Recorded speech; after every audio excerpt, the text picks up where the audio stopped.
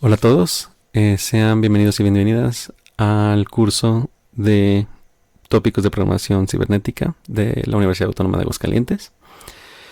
Yo soy Salvador Castellanos Covarrubias, soy un profesor de asignatura de esta universidad y el día de hoy pues vamos a estar empezando con este curso. Esta primera unidad es una introducción a Python y pues vamos a ver los contenidos que vamos a estar viendo. Vamos a empezar con los contenidos de la unidad 1. Estos contenidos los pueden encontrar ustedes en el programa de la materia. En esta presentación no vamos a verlo específicamente como tan a profundidad, pues. Vamos a verlo un poquito de pues más una presentación al curso, como una introducción al curso. Y cada una de estos temas pues lo vamos a estar profundizando un poquito más en los ejercicios. Yo soy de la creencia de que pues la programación se aprende mejor con práctica, más que con alguien dándote una presentación en formato de diapositivas. Vamos a empezar hablando sobre la instalación y configuración del entorno de desarrollo. Ya tienen instrucciones para esto en el aula virtual. Vamos a ver después variables y tipos de datos. Ya conocen los tipos de datos primitivos, por ejemplo, enteros, flotantes, cadenas y booleanos. Yo esperaría que para este punto de la carrera ya tengan una idea pues bastante desarrollada de qué es cada uno de estos tipos de datos. También vamos a hablar de cómo se declaran las variables en Python. Recordemos, pues este curso es esencialmente de Python. Vamos a hablar un poquito sobre constantes. Vamos a hablar sobre estructuras de datos, que esto para mí es lo más importante de esta unidad, que es más probable que ustedes no hayan visto antes. No me refiero a que no hayan visto nunca estructuras de datos, sino las estructuras de datos específicas de Python. Vamos a hablar después de operadores aritméticos, lógicos y de comparación. Igual yo esperaría que pues, ustedes ya sepan más o menos qué hacen cada uno de los operadores, pero vamos a verlos en específico cómo se manejan en Python. Lo mismo para estructuras de control, condicionales, if, else, if else, todo esto. Pues vamos a ver cómo se usan, bucles, for, while, y pues cómo se controlan estos loops, estos bucles. Después vamos a terminar con funciones de entrada y salida estándar. Vamos a ver cómo imprimir, cómo mostrar texto y variables en pantalla y lectura desde teclado. Muchas de estas prácticamente vamos a estarlas viendo combinadas, en especial lo que es las funciones de entrada y salida, porque son cosas que nosotros desde el principio queremos estar usando. Vamos a continuar. Y antes de empezar con el contenido como tal de Python, quisiera, pues bueno, primero aclarar qué es Python. Probablemente ustedes ya hayan visto este logo por ahí. Es el logo de Python, como creo que es bastante obvio. Y pues bueno, Python es un lenguaje de programación de propósito general de alto nivel. ¿Qué quiere decir esto? Yo les pongo que como alto nivel es un lenguaje que es más fácil de entender para los seres humanos.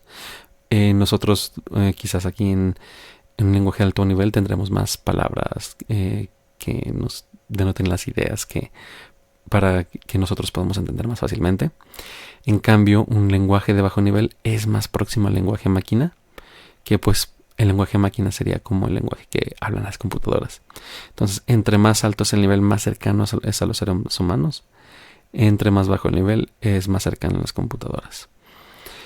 Yo creo que esto ya a lo mejor lo hayan visto ya en el pasado, en los primeros semestres, pero no está de más recordarlo. Ahora, ¿por qué queremos aprender Python? Bueno, tengo muchísimas razones, yo creo, para que aprendamos Python, pero pues les voy a poner unas así muy específicas. Lo primero que ya dijimos, que es de alto nivel. Es fácil de entender y esto lo ha hecho un lenguaje muy popular, tanto en la industria desde el desarrollo de software hasta cosas como robótica, que es lo que a nosotros nos concierne. También es fácil de leer. Esto va relacionado con lo de que sea de alto nivel. Entonces tú muchas veces puedes entrar a un repositorio, por ejemplo, de algún de algún software y tú quizás si por ejemplo estuviera escrito en C o en C++, se te haría más difícil entenderlo, aunque tú sepas programar en C, C++, pero siento que con Python es muchísimo más sencillo entrar a un repositorio y entender qué es lo que está pasando. Y pues bueno, por último, pues tercera razón es versátil, ya dije. Por lo mismo de que es de alto nivel y es fácil de leer, pues ha sido aplicado en muchísimas áreas, desde ciencia de datos, ya dije robótica, se ha usado en backends de pues, sitios web. Ustedes pueden encontrar muchísimas aplicaciones. He visto que incluso se usa para simulación de biología y de química. Y pues bueno, la última es que es una comunidad muy activa. Si tú quieres aprender a hacer algo en Python, puedes fácilmente encontrar tutoriales, puedes encontrar blogs, puedes encontrar foros en el cual pues va a haber alguien dispuesto a ayudar. Y hay una cosa que me parece muy importante que entiendan al estar programando en Python, y que es que Python es un lenguaje interpretado. ¿Qué quiere decir que es interpretado? Bueno, eso es más fácil de entender si lo comparamos con los lenguajes compilados, como por ejemplo C o C++. Hay prácticamente todos los lenguajes de programación empiezan con un código fuente. En el caso de C, C++, empiezas con tu código fuente, es lo que tú programas en tu IDE, en tu editor de código, en tu editor de texto. Y ese ese código fuente tiene que ser compilado, ¿no? Esto es una pequeña simplificación del proceso de compilación de C o C++. Van a ver que si ustedes se meten un poquito más en ese tema, pues bueno, un compilador y un ensamblador pues hacen muchísimas cosas internamente. Pero bueno, el punto es que un compilador, que es un programa, toma el código fuente y lo transforma en lenguaje ensamblador. Después un ensamblador toma ese código ya en ensamblador y lo convierte en código máquina. Y ese código máquina ya puede ser entendido por la computadora. Ya es una serie de instrucciones que la computadora sabe qué hacer, puede entender. En cambio, un lenguaje interpretado como lo es Python comienza así igual, con un código fuente, pero tenemos un programa que es el intérprete. Este se encarga, es algo así como un traductor en tiempo real de el código que tú hayas hecho con la computadora. Este es el que agarra tu código fuente, lo lee y lo va interpretando para que la computadora pueda ejecutar las instrucciones que tú quieras. Esto me gusta mucho compararlo con un intérprete de idiomas. Imagínate que tú estás con una persona que no habla español. Quizás esa persona habla coreano. Entonces un intérprete, ¿qué es lo que haría? Tú le hablarías al intérprete y el intérprete le hablaría a la persona que habla solamente coreano, y esta persona hablaría con el intérprete que te daría las respuestas de lo que sea que le hayas preguntado o pedido. Entonces es bien importante que sepan que este lenguaje Python es interpretado, no es compilado. Igual un código fuente de Python se puede compilar, pero pues eso ya es con otras herramientas. Otro concepto que me interesa que sepan es el de los entornos virtuales. Y bueno, un entorno virtual o virtual environment es un directorio con instalación de Python independiente. ¿Para qué nos ayuda de usar entornos virtuales? Pues bueno, así podemos nosotros administrar qué paquetes necesita un proyecto en específico.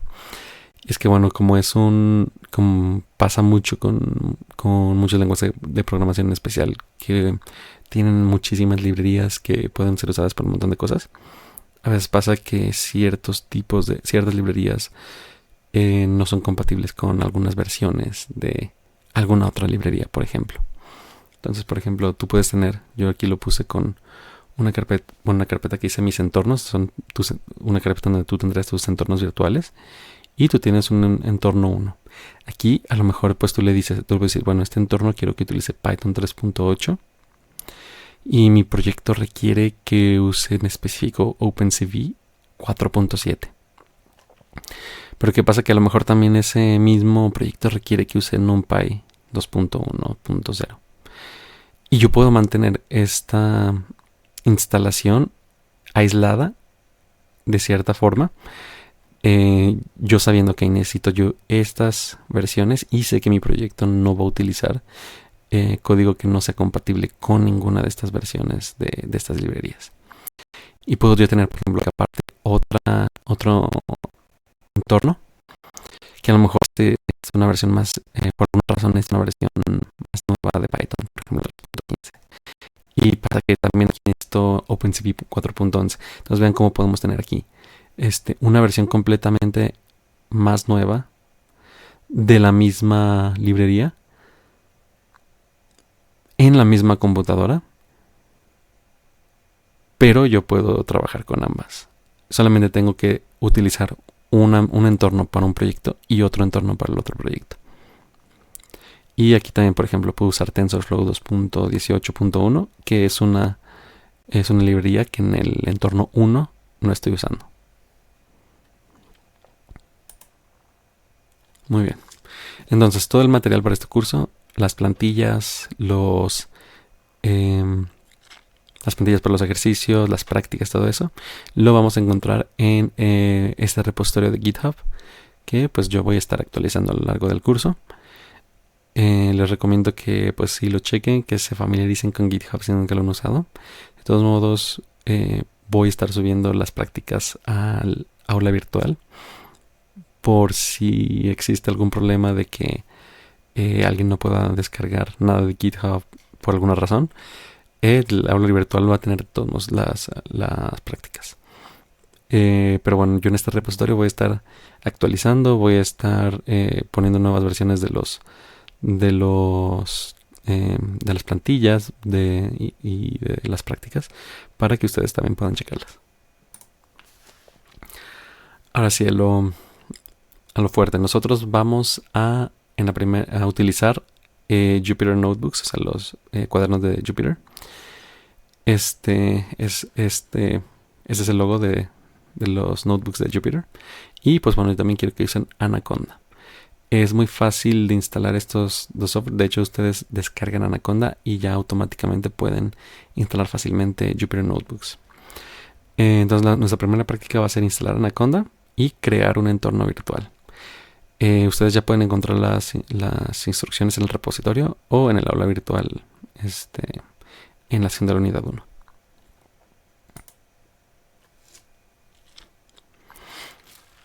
Bueno, antes de continuar con la siguiente parte, yo soy muy fan de los cuadernos de Jupyter porque siento que son muy fáciles de entender y son muy didácticos para nosotros poder estudiar Python.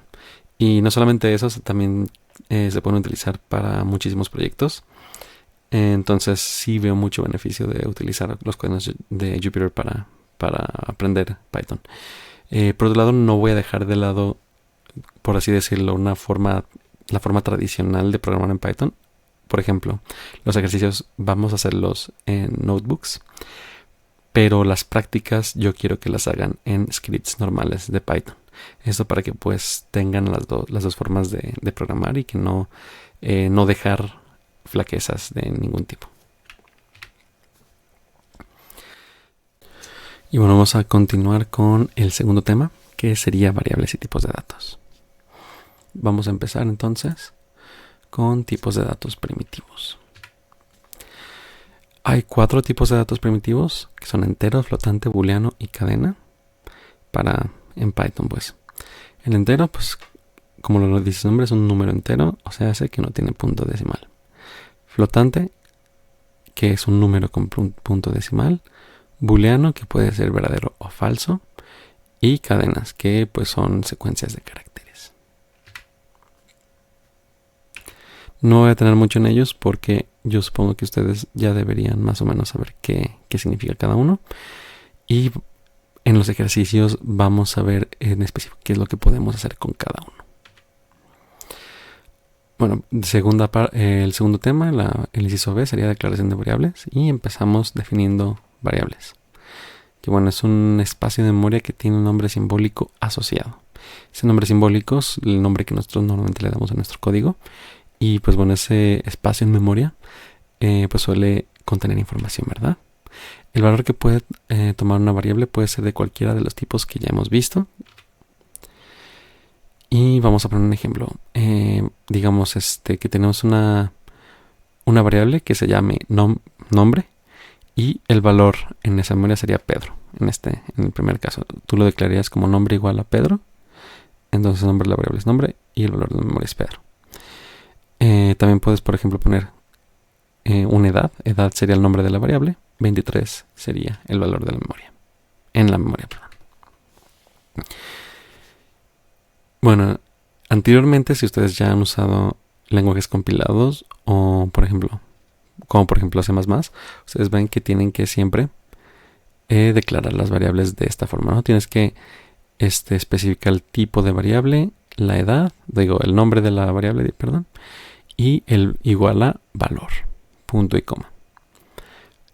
O por ejemplo pueden usar también que las librerías estándar, standard string, sería el tipo de variable. El nombre de la variable en este caso sería nombre y el valor de la variable sería Juanito. En Python hacemos las cosas un poquito diferentes. Nosotros no tenemos que declarar el tipo de dato que sería. Nosotros simplemente decimos edad igual a 19. Nombre igual a Juanito. Entonces en Python las variables pueden tomar cualquier valor sin importar que nosotros, o sea, sin necesidad de nosotros declarar el tipo de dato.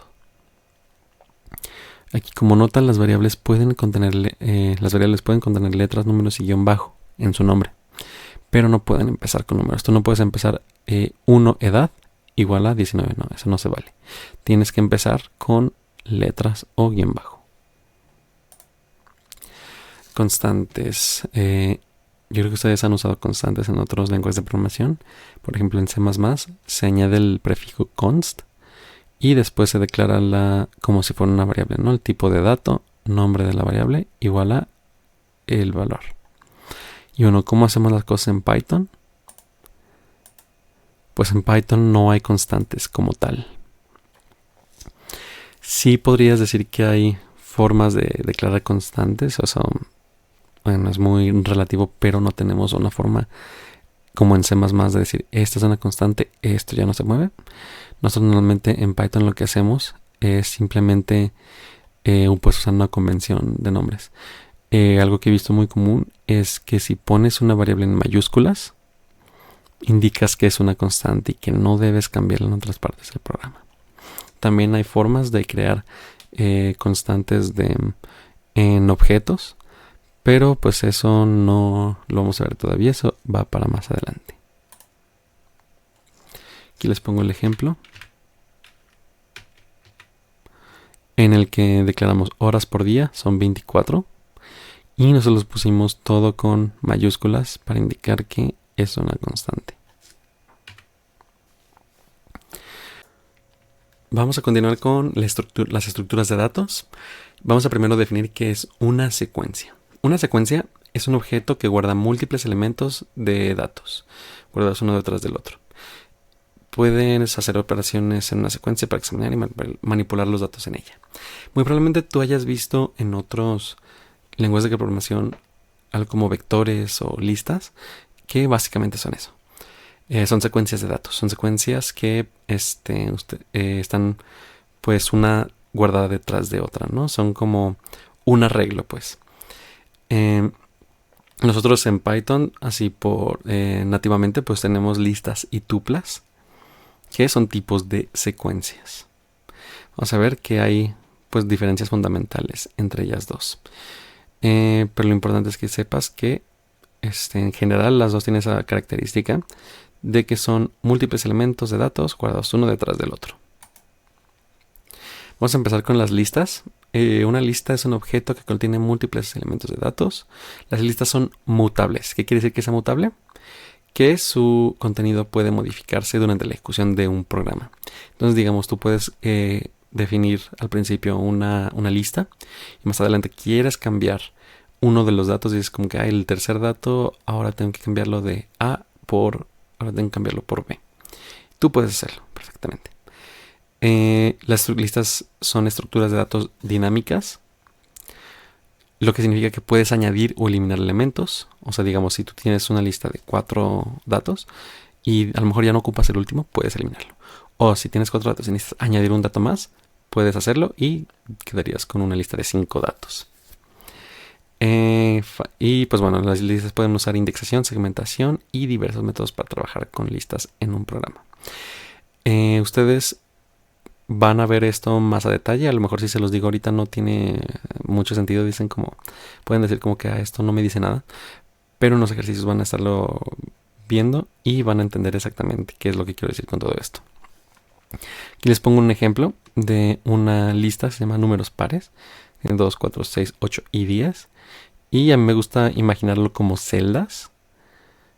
Celdas en memoria, pues, donde se almacenan el 2, el 4, el 6, el 8 y el 10. Entonces, esto sería nuestra lista. Y tú puedes así, por ejemplo, puedes quitar este 6 y decir, como sabes que ya no quiero el 6 aquí. Y voy a poner un 12, por ejemplo, que sigue siendo un número par. Y no solamente puedes hacer listas de enteros, puedes también, por ejemplo, hacer listas de strings y prácticamente de cualquier dato puedes hacer una lista. En este caso, nosotros tenemos nombres y pusimos Alicia, Juan, Esteban y Adriana, que pues bueno, son los que ahora conforman nuestra lista de nombres. Y de la misma forma, si tú dices un día, yo quiero añadir aquí a Pedro, puedes añadir aquí al final a Pedro o puedes añadirlo en medio, donde sea. Vamos a ver en los ejercicios cómo se hace eso.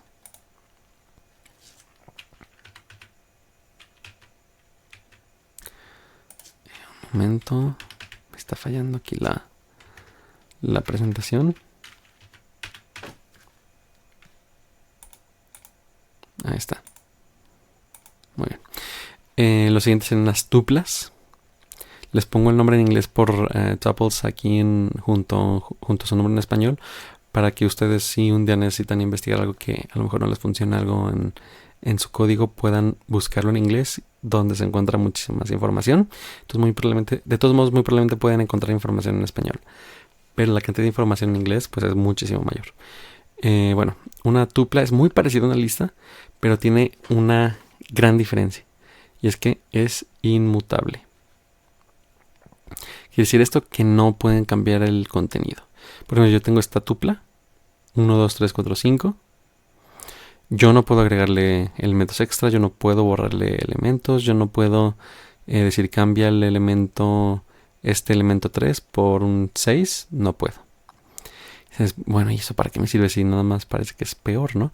Pero bueno, el punto de usar tuplas es que para empezar tienes mejor rendimiento, porque procesar una tupla es más rápido que procesar una lista.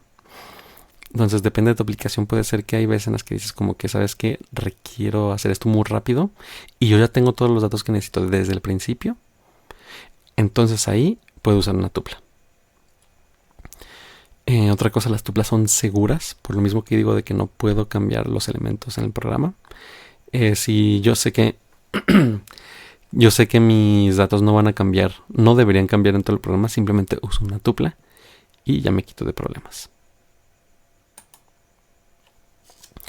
El siguiente tipo de estructura de datos son los conjuntos. En inglés sets. Y pues bueno, un conjunto contiene una colección de valores únicos y funciona como un conjunto matemático. ¿Qué quiere decir esto? Bueno, si se acuerdan de los conjuntos en matemáticas, para empezar, todos los elementos de un conjunto deben ser únicos. No hay elementos con el mismo valor. Los conjuntos no están ordenados, lo que significa que esos elementos no se almacenan en un orden específico. ¿Ok? O sea, yo no puedo agarrar un conjunto y digo, de conjunto dame el elemento del índice 1. Esto no tiene sentido para un conjunto. Y pues bueno, los elementos que se almacenan en un conjunto pueden ser de diferentes tipos de datos. Yo les puse un ejemplo bien sencillo. Tienen manzanas, plátanos y cerezas. que bueno, es un conjunto de frutas. Aquí yo no podría tener otro elemento que se llame manzana, por ejemplo, porque ya tengo manzana aquí al principio. Esto es diferente a las listas y a las tuplas. En las listas y en las tuplas sí puedes tener conjuntos, sí puedes tener elementos repetidos. En los conjuntos no. Y por último, los diccionarios. Un diccionario es un elemento que almacena una colección de datos. Cada elemento de un diccionario consta de dos partes, una clave y un valor. En inglés son key y value. Se utiliza una clave para localizar un valor específico. Yo aquí pongo, por ejemplo, un diccionario que se llama directorio. Y digo, Chris tiene, Chris sería nuestra llave y el valor sería este número de aquí. Katie lo separo con 2 puntos para indicar que esto de aquí es la llave. Y Joan pongo 2 puntos y la llave. A mí me gusta ver esto como con una tablita de 2 valores.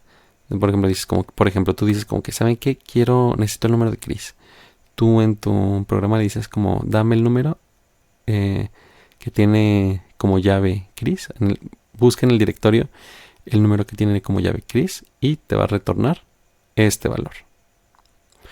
En los ejercicios vas a entender un poquito más cómo se usa esto.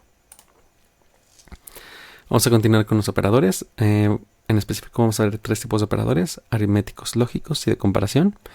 Los aritméticos, pues bueno, son aquellos que hacen operaciones aritméticas, por muy obvio que suene.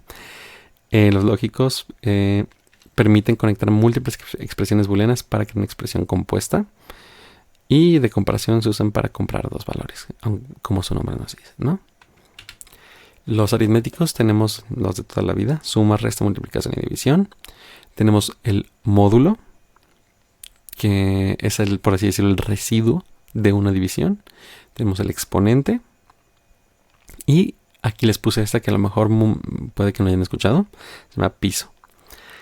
Básicamente es una división con redondeo hacia abajo. Van a ver en los ejercicios que hay, van a entender un poquito más cómo se usan estos operadores aritméticos. Los operadores lógicos no me voy a meter tanto, facilísimo. Tenemos AND, OR y NOT. Yo me imagino que ustedes ya conocen qué es una compuerta AND o qué es un operador lógico AND, un OR y un NOT. De comparación vamos a ver igual que, diferente que, mayor que, menor que, mayor igual y que, o igual que, menor igual que. Esto es igualito a muchos otros lenguajes de programación como C++.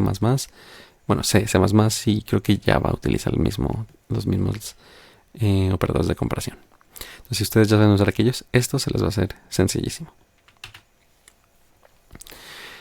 El cuarto tema va a ser estructuras de control, condicionales, bucles y control de bucles. Condicionales, ya los conocen: if, que también incluye pues su respectivo else.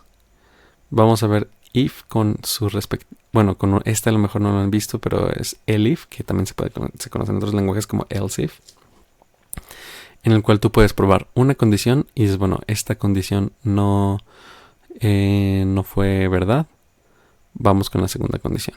Si esta tampoco fue verdad, puedes tú seguir añadiendo el if y hasta el final puedes añadir un else.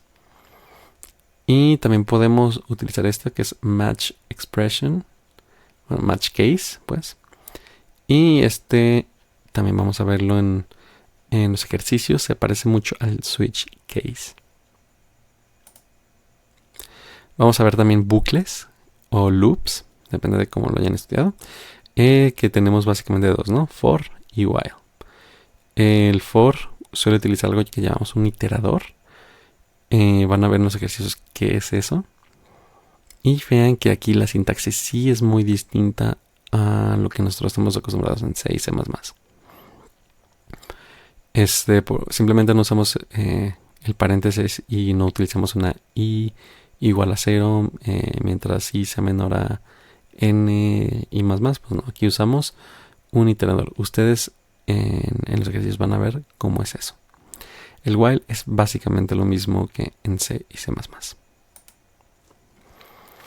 Y ya para terminar vamos a entender un poquito de funciones de entrada y salida estándar. Recuerden que casi cualquier proceso o programa que nosotros hagamos necesitamos información de entrada para nosotros producir una salida. Entonces aquí pongo el ejemplo de que, bueno, si tienes un programa, por ejemplo, que recibe de entradas las horas trabajadas y la paga por hora, nosotros en nuestro programa a lo mejor multiplicamos la cantidad de horas trabajadas por la paga por hora y nos da salida el sueldo bruto. Este es un ejemplo muy sencillo. Yo creo que esta clase de cosas ya las han visto.